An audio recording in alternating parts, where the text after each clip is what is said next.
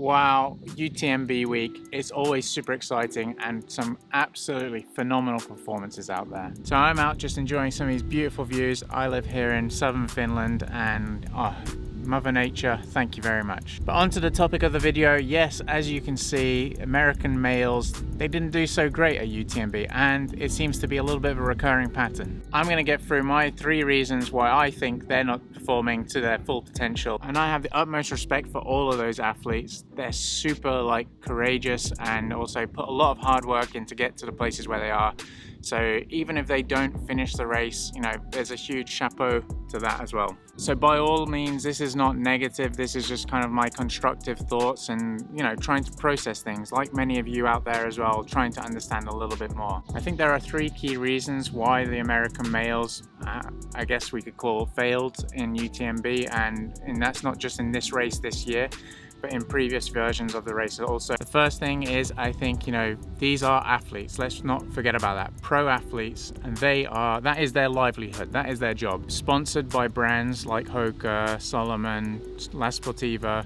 And these brands, obviously, it's like marketing, isn't it? These people are representing the brand, and I think there's a certain responsibility from the athlete and the brand that they want them to perform and want them to be in the biggest races, the ones that are in the spotlight and everything. As a result of that combination, there's maybe a little bit of pressure from the brand that the athlete should be participating in X amount of events and maybe the biggest ultra trail running event in the world. And also, it can be from the athlete's perspective as well, that they feel pressured to be able to perform, pressured to turn up. And as I said, this is their livelihood. How do they make money, these pro athletes, is by winning races, by getting sponsorships. So they want to show their sponsors, they want to turn up and they want to win these races.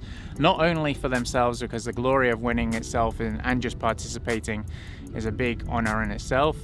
But it makes sense that money and sponsorship, it comes with its responsibilities. Many of us, like me and you, well, maybe you're an athlete, but we have the liberty to be able to take it a little bit easier, not push ourselves. And if we have an injury, we don't have to, go to the race. Many of the American males came into the race already holding a little bit of few niggles, maybe overtrained or taking too many races on. I think Tim Tollefson already had some pre-issue and wanted to toe the line because, it's UTMB first of all, and second of all, the points that I'm going through right now. So we all look at pro athletes and think, wow, they've got a great life and everything, but it does come with a bit of a counterweight and a little bit of expectation extra upon their shoulders.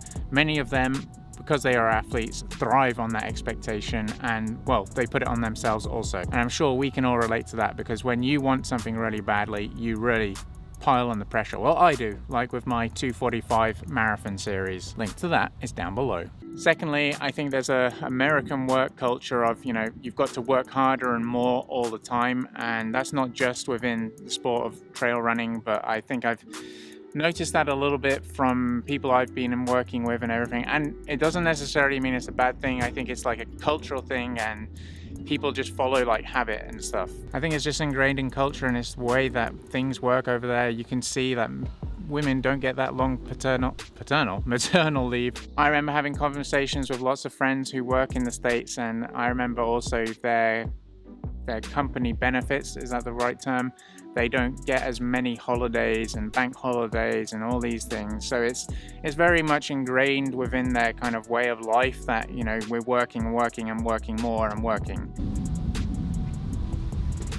Nice photo. So the same applies for athletes. I've noticed, that when you have a responsibility to put the miles in, even training through injuries and issues like that, sometimes, it is manageable when you have all the resources available because you are a pro athlete or have that time to be able to give the amount of recovery that you need.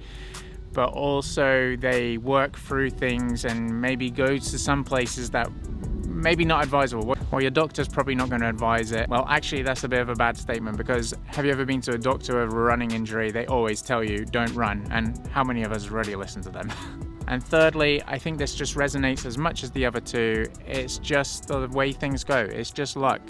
Sometimes it's not going to work out, but if you keep turning up and you keep showing up, then you're going to have more chances to succeed in it.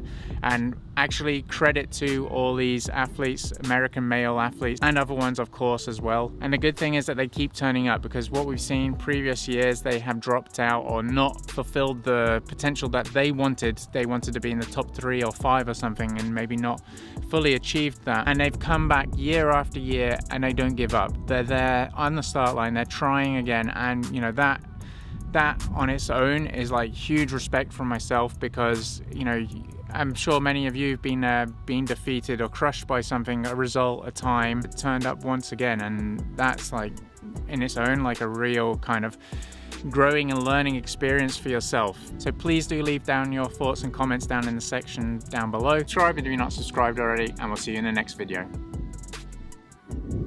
No, I wasn't gonna throw it.